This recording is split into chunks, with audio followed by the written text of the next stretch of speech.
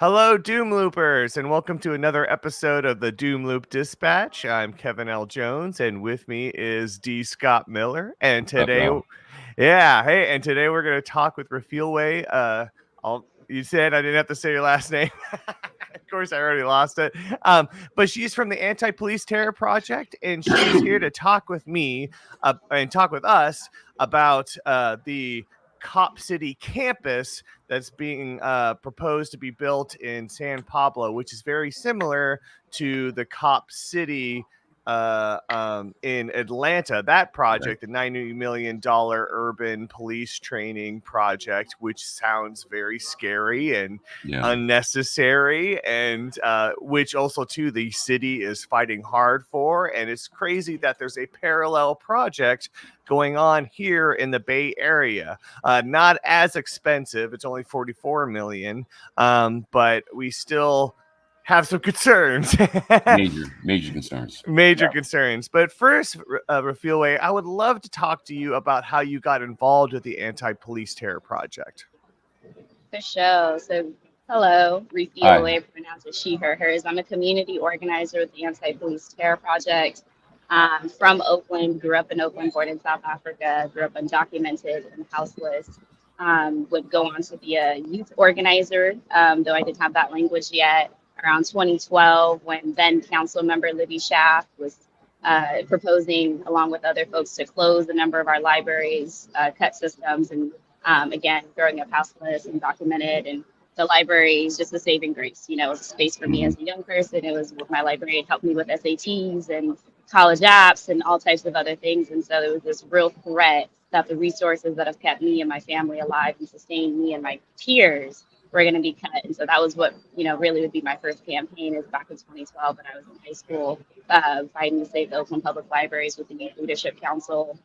I'd go on to be a student organizer at UCSD, being radicalized throughout my status, meeting other Black undocumented folks throughout Los Angeles and Southern California, doing a docu organizing. As well as student organizing with my Black Student Union very deeply, organizing for workers who at the time were out of contract by the end of my last years. And so then I just was, finding my political voice, finding my political home, which was really rooted in systemic violence, intersecting issues, again, immigration, anti-Blackness, capitalism.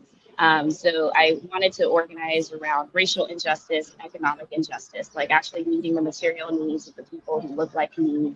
And I saw labor as a way to do that. So I would go on to be a union organizer for a number of years, about at least 4 years before I found my home here at Anti-Police Terror Project, because there was just I had so many different political homes, even while I was union organizing, with Black LGBTQI plus Migrant Project. I continued to organize with African Black Coalition supporting Black students. And I just found that some of these additional political homes existed for me because my main one wasn't necessarily addressing all of the issues in the way that I needed to. And so I'm really happy to have found home in APTP where pretty much all of the things not only have directly impacted me throughout my life, but my community members, as far as state violence goes, is what I get to spend my time doing every day. Okay. Awesome. Yeah, Awesome. great. And Yeah. so I wanted to know, or at least could you tell us about the San Pablo Cop Campus project and what your concerns are? Yeah, first I want to correct the language here because we, at least at our Stop Cop City Bay Area Coalition, as a part of Anti-Police Terror Project, and all of the comrades that I've been working with for the last several months, actually refer to it also as Cop City, right? So Right. Okay. there was Right. some early language from some people after learning about it, namely Berkeley students, who used the language of Cop Campus, right? Hmm. Because as you pointed out, it's considered a smaller project as far as like square footage, right? Like Mm-hmm. smaller project. Um, However, it's $44 million. You said only $44 million, and I'm like, I don't know how much money y'all got, but $44 million is a lot of money, right? It's like over 60% of the annual budget for the city of San Pablo, right? Wow. $44 million. When you compare it to Atlanta's project, is actually almost, if not more expensive, when you consider that it is smaller, right? How hmm much it costs and the size of it. And it's so expensive in part because of all the technological reinforcements this facility is supposed to have, right? We're in the heart here of Silicon Valley as a part of the Bay Area. So they've got Big tech, drone technology is a big part of what they're trying to do with this project. And so it's an expensive project, $44 million. So the people of San Pablo, especially if you know San Pablo, know how small of a city it is, right? Yeah. Yeah. So even if it's smaller than, again, we're comparing it to Atlanta, they're deforesting like a very large area, acres, to build that, right? Whereas Right. the community in San Pablo, given the size of San Pablo, it's a substantial amount of the space in the city. So this militarization of the community would be turning essentially the entire city into a cop city for San Pablo. The Well, yeah, proposed site is already down the street from the existing police station, right? right. And so that's a little bit of that, and I'll pause there, but I definitely have more I'd like to share about it. Okay, well, I'd like to see, as far as like, it's really interesting to me that, like, San Pablo is 70% Latino population. Mhm. Atlanta is what's the black population of Atlanta? I mean, like, it's pretty high, right? And so, I mean, why is it that they're choosing these places that are actually like majority minority populations to build these cop cities? I mean, do they give any kind of reason or logic around that? I mean, I feel like the question answers itself, right? Like, why would the historically racist police state want to further militarize and surveil Black and Brown communities? Exactly. I'm going to answer it though, No, right? I mean, really, I had to do that, but I'm I going to know answer the it. answer, but I'm going to ask. I had to ask the Yeah, question. of course, of course.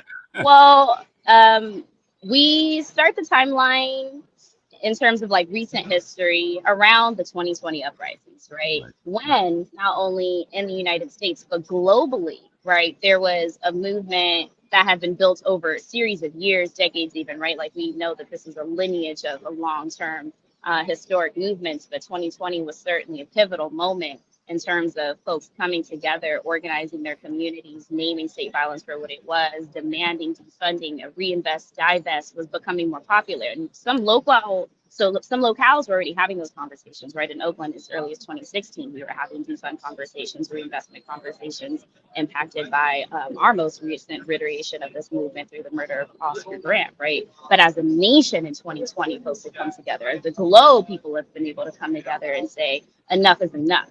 And we saw how the state responded then, right? The National Guard was deployed on families, curfews were instituted. It was just an aggressive, violent response that we're seeing now, again, actually, right? If we see the police responses to students on college campuses saying no to genocide.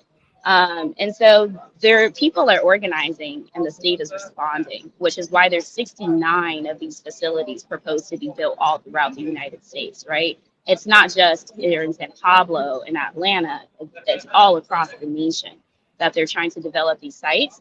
And they're choosing them in areas where, yeah, like you mentioned, it's Black and Brown people, but it's also, as far as San Pablo goes, because I haven't done all of my research on the other 69 sites, right? But in San Pablo, we know it's also a casino town, right? In San Pablo, we also know that the way that they do their governance is differently. They don't have necessarily like a mayor. There's like 5 city council members. They take turn being mayor. There's one city manager who's been in power for like many years, right? There's a lot to be questioned in terms of how the governance in San Pablo is even happening, but we do know that that casino and the city actually evicted. I think they used eminent domain over 10 years ago.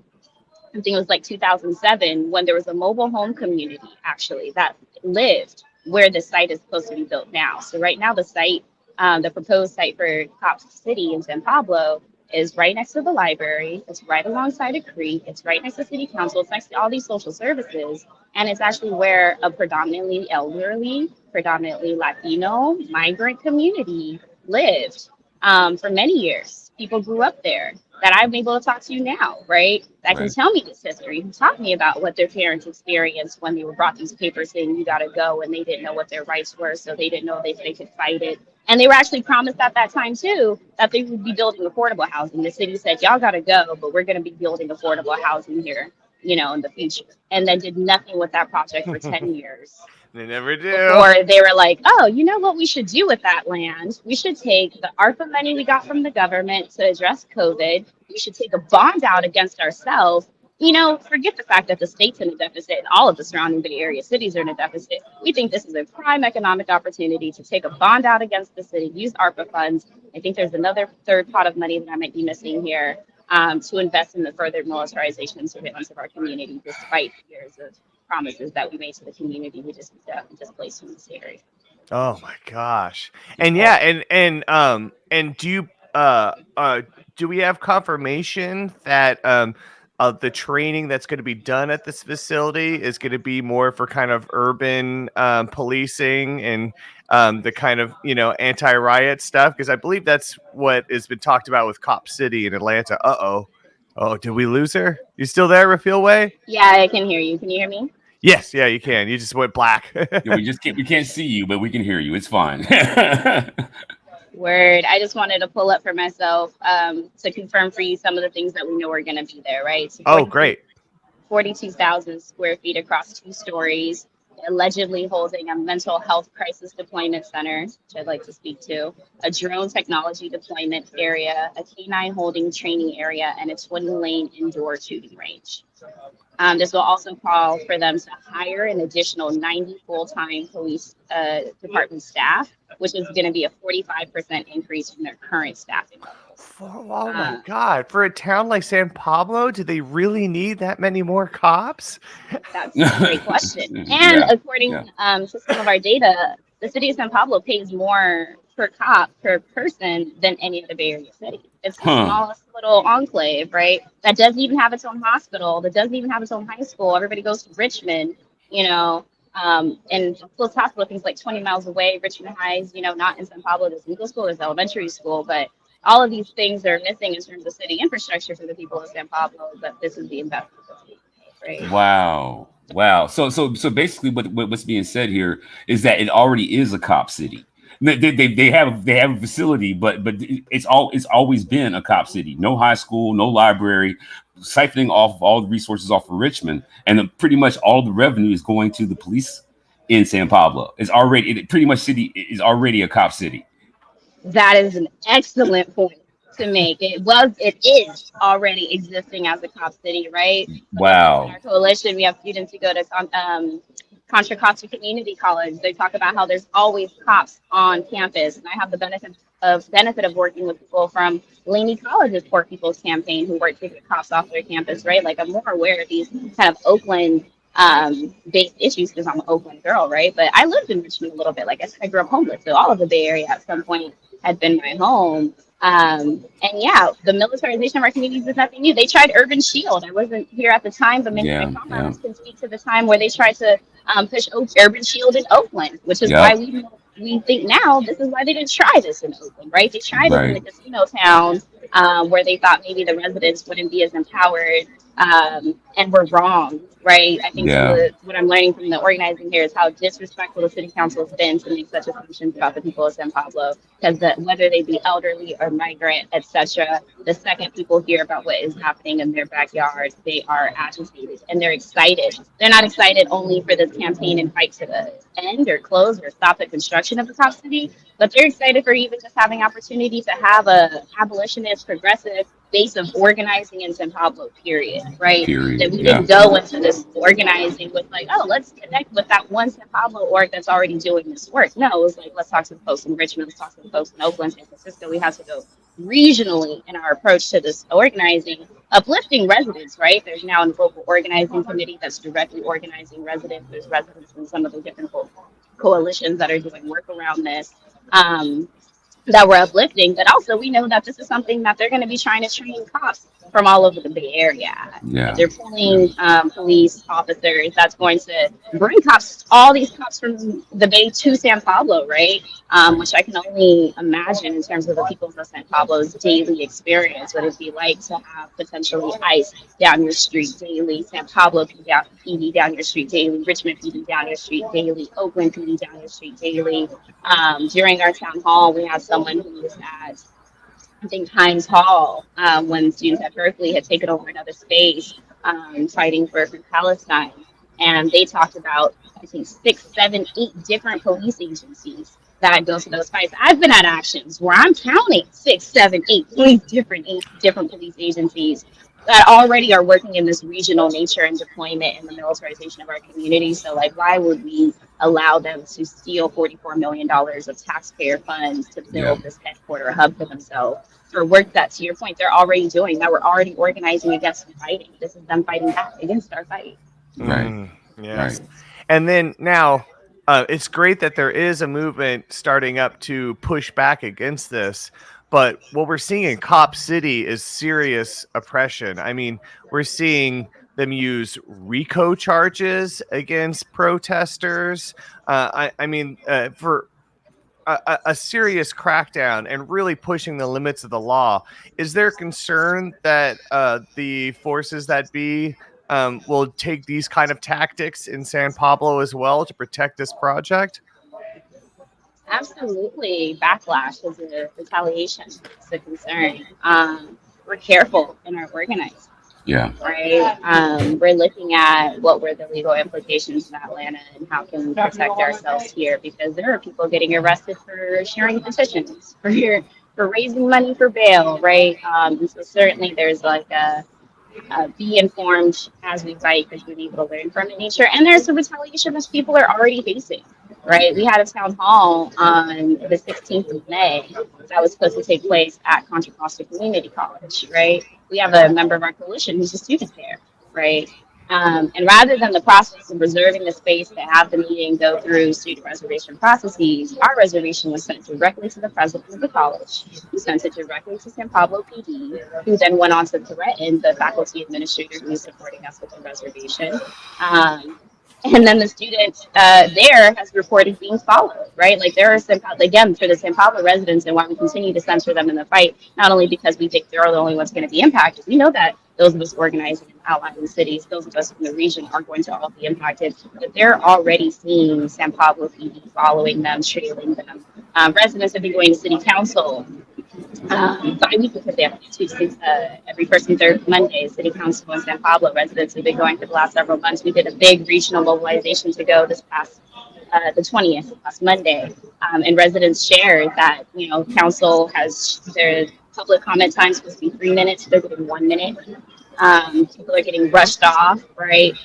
Public comment in San Pablo, it happens before the meeting starts, right? So what they do is help people come, say their piece for public comment, and then the council will take a break, essentially clearing the chambers so people aren't there for the rest of the meeting and return to the agenda. There's all of these tactics that are already being used to try to silence people, to repress, and to intimidate.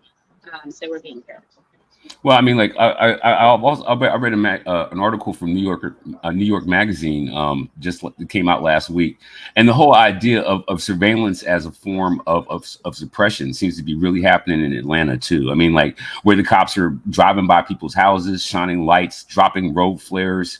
Are those kind of tactics actually happening? You just finished talking about the systemic surveillance, but as far as have you experienced, or anybody who in California, are they experiencing those kind of like individual surveillance as a form of repression? Is that something that you're experiencing, or any of the organizers are right now in California? I mean, because I know it's happening in Atlanta. Is it happening in California right now too? Yeah, what I can say is that some of the folks in the coalition, particularly our San Pablo residents in coalition, have reported helicopters above their house, right? So people are feeling surveilled. People are being watched in the way they did not feel watched before. Yeah. What was I going to say to this? The cameras, right? Like, Governor Newsom approved an additional 300 cameras in Oakland just a few weeks ago, and we know that there's more cameras being put up in San Pablo as well. One of my comrades, I don't have it with me now, actually made a map of where you can see all the cameras in San Pablo. So there's the surveillance technology is definitely out there. I have not felt particularly targeted, but I've been a part of anti-police terror projects, so I imagine they're watching me in the way that they were already doing. So Yeah, you're on the list, right? Yeah, you're on the You're list. on the Yeah, being careful as we can, but also, careful but not brave, I guess, is a better way to put it. Because as I mentioned, my organizing experience, I came from undocumented and unafraid movement, right? So Right. not limiting our tactics to do the state's work for them. But certainly being in community with each other, keeping up security culture. Do we know everybody that's in the space we're having conversations with? How do we bring people in? What's exciting is that so many people want to get involved now that may not have known before. And we have to make sure that we're maintaining our security practices and giving people all the information when they do get involved, and also not all the information when they do get involved, right? Like, uh, yeah, that's all. It's literally the conversation we're having right now, coming out of these last couple more external projects with community. Is all right. Let's reassess our internal processes.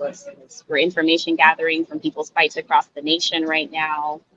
We have a local, regional, and national strategies that are all being developed and worked on for this fight, and are being careful. So yeah, that's what I can say about that right now. My gosh. Now, it's funny because the I would say the police captain, the San Pablo police captain, insists that the community wants this, but clearly you're talking to the community and they say, no, we do not. But who wants this? Where is this investment coming from? Where is this demand coming from? Especially when we already know that this investment in policing does not pay off. I mean, especially we see it even in San Francisco, even though Mayor London Breed is pushing for more money to go to policing, even though it's already like, it's what I think the city for what it invests gets the least out of it. It's like a actual factual stat. Yeah. So who wants this? Who do you think wants this? Who is pushing for this?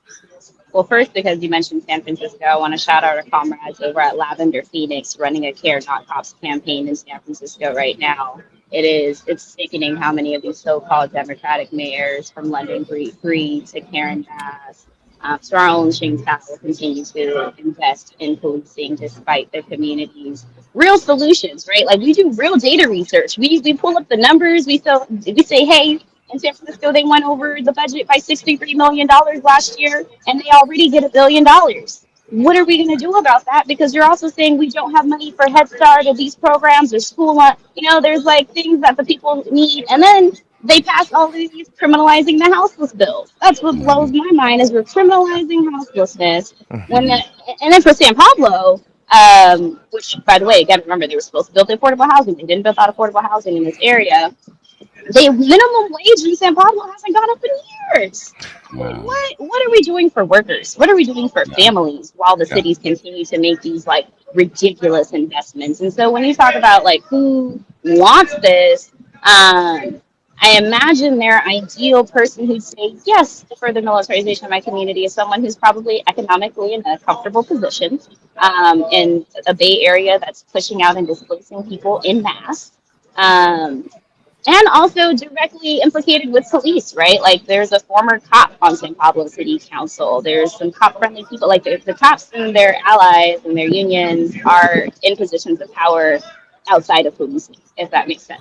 At this last council mobilization on the 20th, there's this one young Black man, because they do like to make sure that if we're going to come and say no, they make sure they have at least a couple of people who are there to say yes. And then somehow in the agenda, their yes people always go first. But it was fine because they had like 3 yes people and we had like 60 no people at Monday's meeting. But one of the yes people who really struck me was this young Black man. He could be, I don't know, more than 16, 17 years old. Clearly some type of high school or coming out of high school student. He talked about, I think, some type of like internship program or something. So like policing as economic development opportunity, and people who see that, right, looking for jobs, which again, in the economic conditions we're all experiencing, where houselessness is up and wages aren't, that there's all these signs everywhere. BART police throughout the Bay Area, every department in the Bay Area, they're billboards, hiring. They're looking for people. And you see these starting salaries. If I'm fresh out of college, fresh out of high school, looking at a 6-figure salary as a start, right? Like, that's the position they want to put people in. It reminds me of when I was in high school and my peers who didn't have the grades for a 4-year straight out, who, teachers never necessarily said, you got it, dude, right? Saw the military come on campus and let them play the video games and said, you got an opportunity here. And then that's what they look at it as. And so they're taking advantage of the harsh economic conditions to manipulate people and to force consent for this kind of project. Wow. Yeah, that's true though. I remember that. I remember that when like the military used to come to my high school all the time. I mean, like the Marines one week, the Army the next week, and then the cops the following week With after their that. toys, Yeah, right? with their toys, like yes, and also little pins and badges and all Yeah. kinds of stuff like that. Yeah. Okay. I know we're getting ready to wrap this up. It's been half an hour. I want to thank you for your time. Do you think that like right now what we're dealing with is like this thing in San Francisco is like the network state?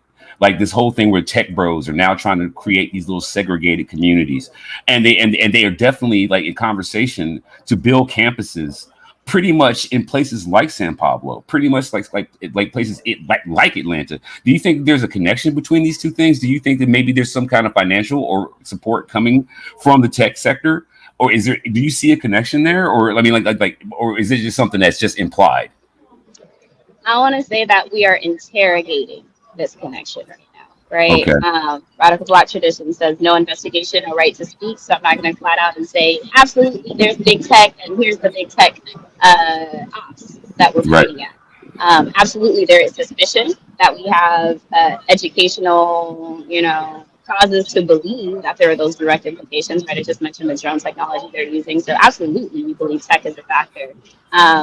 But are in the midst of interrogating that further, researching our targets, because there are some folks more informed on the tech side of organizing, right? right. That we're in conversation with right now, actually, Okay, to do this organizing, right? You might be familiar with folks that stop LAPD spying that piece existed for years. I think we've had Debug Silicon Valley out here, and there's just other groups. There's this Freedom Foundation. I'm going to forget the name, but we're for the folks who hold that knowledge better than I, so I won't speak to it too deeply. Talking to those partners about how have you been organizing around and against tech, and how do we connect that to this fight? Because we see our folks fighting against genocide who've been able to make those direct connections, right? Google as a contributor to genocide through their technologies, and Google workers who internally are fighting against that, and folks around there.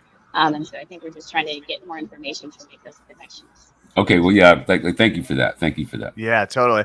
And yeah, because I mean, thinking about what these facilities do and what they're training cops to do, it's hard not to kind of go apocalyptic, It's hard not to go like Children of Men, Right. like an oppressive state, because it's like, why do they need urban training like this, Yeah. Like what I wish they would make Parable of the Sawyer into like a TV series or something, because Octavia Butler told us. Octavia Butler told us 20 years she, ago, she totally and did. She totally did.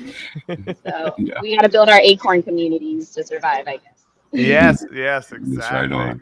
Right on. Exactly. Yeah. Well, so then in this fight though, is there anything giving you hope? Which is some questions to wrap up on. Yeah, so I mentioned the young man whose internship or relationship with policing had him being a puppet for them. There were also a number of young people who spoke against this construction who, talking to counsel can seem intimidating at that age, right? They're an authority figure. You may not be a public speaker, but there are a number of teachers, there are educators a part of this fight, there's healthcare workers a part of this fight. And so their patients, their students are speaking up the more that they get educated. And so when I hear young people take all but 10 seconds to make the connection between $44 million police training facility and the lack of resources they see in their community, it gives me hope, right? Because there's a Right lot of on. gaslighting, I think, that can happen when you think you're alone in this fight, right? Yeah. You're Yeah. feeling like the lone abolitionist in your circle, and then you step outside of that and you connect with your community, and you realize that we're not alone, and that we can really build power, that we have a chance of fighting this. Right on. Beautiful, beautiful. Well, I guess we should let you go, but this was amazing, Yeah. very Thank you so informative. much. Thank Yeah, you so much. Yeah, thank yeah, you. and thank you for the boots on the ground. We need all the boots on the ground. So much respect and fight the power. I appreciate y'all getting the word out there and for inviting me. This was beautiful. Thank you. All right. Thank Yes. you. And what is the best way we can help support you? Check out at Anti-Police Terror Project on Instagram. Check out at StopCopCity.Bay Area on Instagram. So you can get informed, see what we're about. We also have antipoliceterrorproject.org where you can join our listserv or sign up to volunteer. We have a number of committees, organizing an action committee doing some of this work. We also have alternatives to policing programs through our mental health first program, abolitionist mental health crisis response in the Bay Area, first responders supporting families impacted by state violence. Just tap in with us. Absolutely. Absolutely. All right. Well, have a wonderful weekend. Thank you Yes. again for taking the time to speak with us. Yeah, you're very much appreciated. Peace. Bye. Hey there. Sorry, Scott had to leave already. But I just wanted to say thank you again for listening or watching this episode of Doomloop Dispatch. If you can, please like and subscribe to the show on YouTube and leave us a review on Apple and Spotify podcasts. We're also on Twitter and Instagram, so please follow us there. And if you really like the show, please support us and subscribe to the Patreon. We have $1 support level for those who can't provide a lot, but we also have a $5 level. That is awesome because you can send us messages and show ideas. And I also put up a narrative podcast about underground music called Original Press. So it'd be really great if you could support us there. Anyways, thank you so much for following us. We'll be here next week. And remember to keep fighting the good fight.